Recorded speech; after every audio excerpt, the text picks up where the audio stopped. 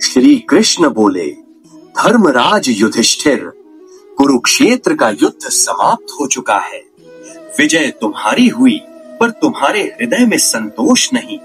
तुम्हें खटकता है कि इतने असंख्य वीर भाई, गुरु और कुलजन काल के ग्रास बन गए।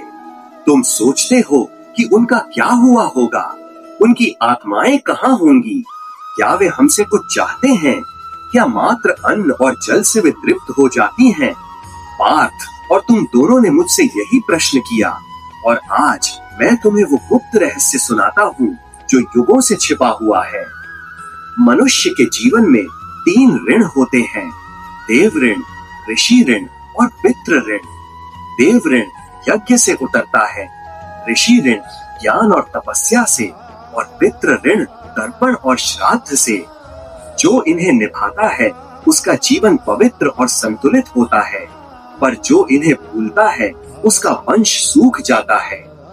पितृपक्ष का समय इसलिए चुना गया है क्योंकि इस काल में लोक और पितृलोक के द्वार खुले रहते हैं।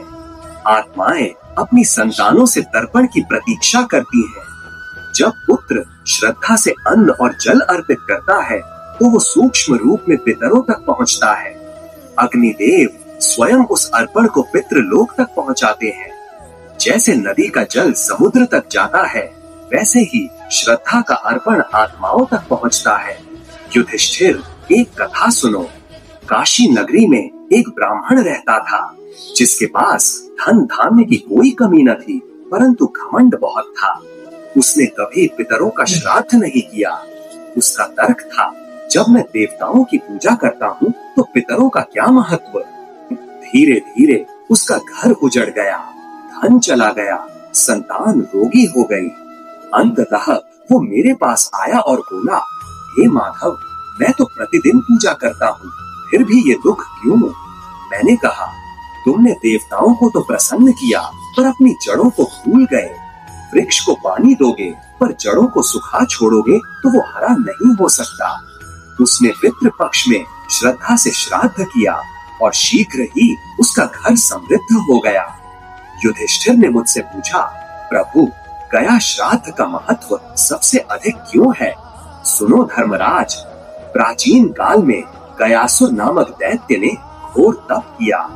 उसका शरीर इतना विराट हुआ कि पर्वत जैसा बन गया। देवताओं ने उससे कहा, हे गयासुर, तेरे शरीर पर किया गया श्राद्ध पितरों को तुरंत तृप्त करेगा। इसीलिए गया क्षेत्र पितृ कर्म का सर्वोच्च स्थान हुआ। परंतु युधिष्ठिर, क्या तुम जानते हो कि गयासुर को ये वरदान क्यों मिला? क्योंकि उसने तपस्या केवल अपने लिए नहीं की थी। उसने देवताओं से कहा, मैं ऐसा वरदान चाहता हूँ जिससे संसार के जीवों को कल्याण मिले। जब कोई अपने पितरों का स्मरण करे तो उन्हें तुरंत तृप्ति मिले। उसकी निस्वार्थ भावना से प्रसन्न होकर देवताओं और स्वयं महादेव ने उसे ये वरदान दिया। महादेव ने स्वयं कहा था, हे गयासुर, तू अब केवल असुर नहीं रहा, तू वो द्वार बनेगा जो लोक और पितृलोक को जोड़ेगा। तेरे शरीर पर किया गया श्राद्ध कभी व्यर्थ नहीं जाएगा। यही कारण है कि गया श्राद्ध आज भी अमोघ माना जाता है। युधिष्ठिर, एक और कथा है। एक बार भगीरथ ने घोर तपस्या की। उसका लक्ष्य था अपने पितरों की मुक्ति।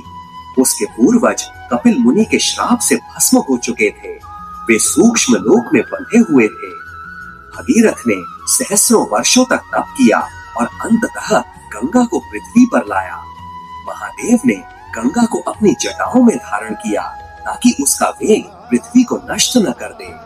जब गंगा भगीरथ के पीछे पीछे चली और उन अस्थियों पर प्रवाहित हुई तो उनके पितरों को मुक्ति मिली। यह घटना बताती है कि पितरों की तृप्ति के लिए कोई भी तप छोटा नहीं। भगीरथ ने केवल अपने कुल के लिए ही नहीं बल्कि समस्त मानव जाति के लिए गंगा को पृथ्वी पर लाया। इसलिए गंगा को भागीरथी कहा जाता है। और युधिष्ठिर, सुनो राजा नहुष की कथा। वो देवताओं का राजा बना, पर उसने पितरों की उपेक्षा की। धीरे धीरे उसका तेज क्षीण हुआ, उसकी बुद्धि भ्रष्ट हुई और अंततः वो सर्प योनि में गिर पड़ा।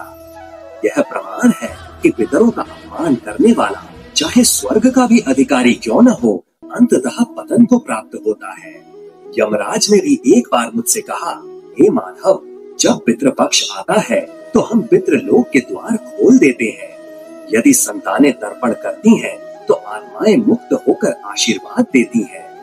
यदि वे भूल जाती हैं तो पितर अधीर होकर घर के द्वार पर खड़े रहते हैं, अपनी संतान को पुकारते हैं। यदि उपेक्षा लगातार हो तो वे दुखी होकर संतानों के जीवन में विघ्न डालते हैं। धर्मराज, अब समझो, श्राद्ध केवल अन्न का अर्पण नहीं है, यह कृतज्ञता है। श्रद्धा से किया गया तिलदान 100 यज्ञों के बराबर फल देता है। जो अपने पितरों को स्मरण करता है वो अपनी संतान और वंश को भी सुख और ऐश्वर्य का अधिकारी बनाता है। इसीलिए जब भी पितृपक्ष आए केवल कर्म कांड मत करो, मन से कृतज्ञ हो, श्रद्धा से स्मरण करो। पितरों की तृप्ति में ही तुम्हारे कुल का कल्याण है। याद रखो धर्मराज, जड़ों को सींचोगे तो शाखाएं स्वयं हरी होंगी। जय श्री कृष्ण, जय पितृदेव, जय महादेव।